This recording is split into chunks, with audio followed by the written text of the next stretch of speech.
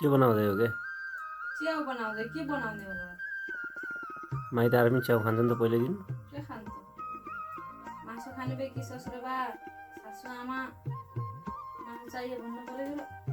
च्याउ खाने त घरै खाँदा हुँदैन कहिले कहीँ मुख फेर्ने कहिले माइत आएको त्यही पनि च्याउ पनि पाइतिर भन्दा माइत त बुझ्दैन त्यही पनि सुटुको भनेर नै पर्छ ज्याबालाई गइजान्छु म यो च्याउ स्याउ खान्न कता जाए एक दिन आएको ज्वाइँलाई मासु पनि नखुवाउने कता कता घरतिर गइजान्छु मान्छे आएर ज्वाइँलाई ससुर आउँदा कहिले रक्सी ल्याइन्छन् कहिले बेर ल्याइन्छन् अनि